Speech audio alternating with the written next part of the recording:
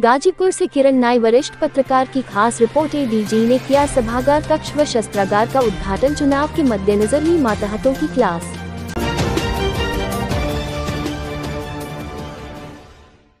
खबर गाजीपुर जिले से है, जहां पर पुलिस लाइन में जीर्णोद्धार किए गए सभागार कक्ष व शस्त्रागार का उद्घाटन मंगलवार को अपर पुलिस महानिदेशक वाराणसी जोन वाराणसी राम कुमार द्वारा किया गया। पुलिस अधीक्षक ओमवीर सिंह की उपस्थिति में एडीजी ने फीता काटकर उद्घाटन किया। इसके बाद नगर निकाय चुनाव के दृष्टिगत नगर निकाय चुनाव से प्रभावित थानों के थानाध्यक्ष तथा सभी सर्किलों के क्षेत्राधिकारियों और अपर पुलिस अधीक्षक नगर ग्रामीण के साथ बैठक की गई। उन्होंने चुनाव को स्वतंत्र, निष्पक्ष और शांतिपूर्ण तरीके से कराने की दृष्टिगत की गई तैयारियों की जानकारी ली और सभी को आवश्यक दिशा निर्देश दिया। उन्होंने सख्त हिदायत दी कि चुनाव को प्रभावित करने वाले व्यक्तियों के खिलाफ कठोर कानूनी कार्रवाई की जाए और चुनाव को शांतिपूर्ण व निष्पक्ष संपन्न कराएं। इसके बाद उन्होंने अपराध एवं अपराधियों के खिलाफ की गई कार्यवाहियों की समीक्षा की। जनपद के विभिन्न टॉप 10 गुंडा तथा अन्य अपराधों को करने वाले अपराधियों के बारे में विस्तृत समीक्षा करते हुए कठोर कार्यवाही करने हेतु निर्देशित किया गया।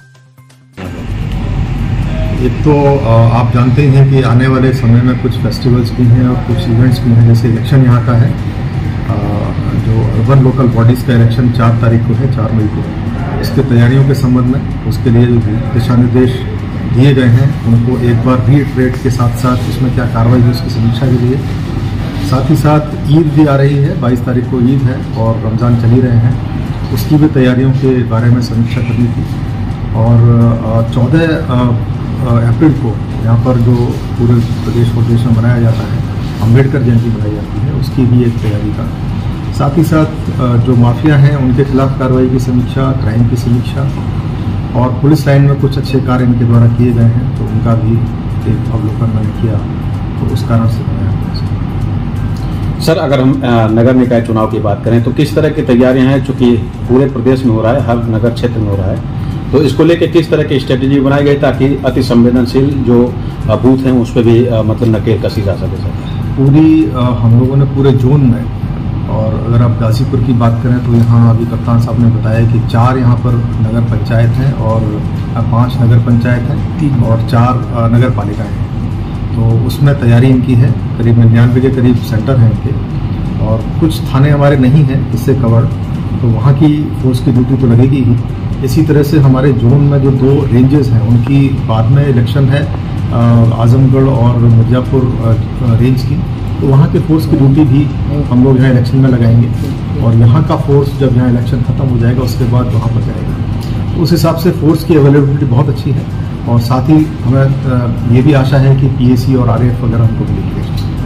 सर, अगर हम बात करें वाराणसी मंडल की तो वाराणसी मंडल में अपराधियों के खिलाफ लगातार कार्रवाई चल रही है। अगर हम कार्रवाई की बात करें तो ऐसे अपराधियों के खिलाफ अब तक किस तरह की कार्रवाई और कितनी कार्रवाई हो चुकी है? सर, मंडल के अलावा क्योंकि जिस तरह के माफियाओं की आप बात कर रहे हैं उनका बेसिकली न सिर्फ रेंज में, जोन में और पूरे प्रदेश में इनका जो कार्य क्षेत्र रहा है, तो अभी तक क्योंकि हम लोग नोडल हैं इसके और मेरे पास जो स्टैटिस्टिक्स है उसके हिसाब से करीब 600 करोड़ की संपत्ति तो इनकी हमने 14 गैंगस्टर में जब्त की है।